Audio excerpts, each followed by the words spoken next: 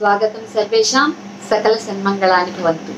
ఇప్పుడు ఒక అద్భుతమైన సుభాషితం ఏంటంటే అది త్రివిధం నరకస్యేదం ద్వారం నాశనమాత్మనః కామక్రోధస్తథాలోపః తస్మాదేతత్రయం త్యజేత్.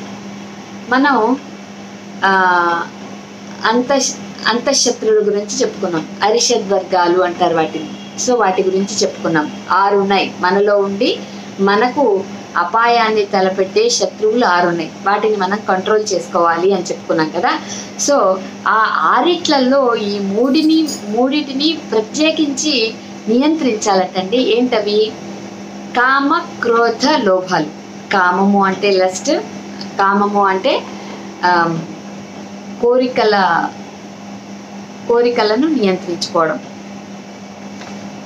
క్రోధము అంటే మనలో ఉండే కోపం. లోభము అంటే పిసినారితనం. ఈ 3 కూడా ఈ 6 శత్రువులే.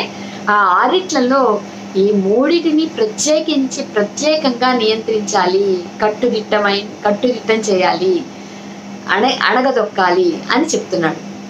సో ఎందుకట అలా చేయాలి అంటే ద్వారం నరకస్య ఆత్మనః. వీటిని మనం నియంత్రించలేదనుకోండి, త్రివిధం నరకస్యేదం. ఈ 3 కూడా నరకాలు లాంటివి. ఈ 3 కూడా నరకాలు.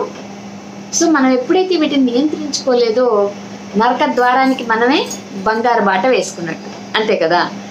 3 విధాన నరకాలివి. ఈ నరకాలను కనుక మనం నరకాలు లాంటివి కామక్రోధ లోభాలు, వీటిని కనుక మనం నియంత్రించుకోలేకపోతే ఆ నరక ద్వారం మన కోసం ఎప్పుడు తెరిచిపెట్టే ఉంటుంది అని. కాబట్టి మనం ఈ మూడు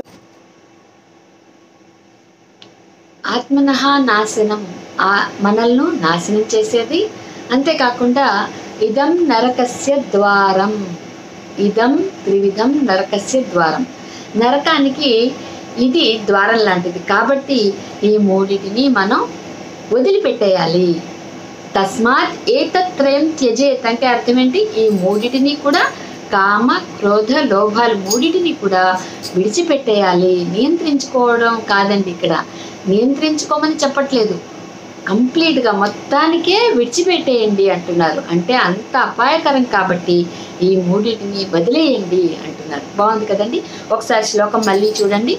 త్రివిధం నరకస్యేదం ద్వారం నాశనమాత్మనః కామక్రోధస్తథా లోభః తస్మాదేతత్రయం త్యజేత్. బాగుంది కదా. స్వస్తి. ధన్యవాదాలు.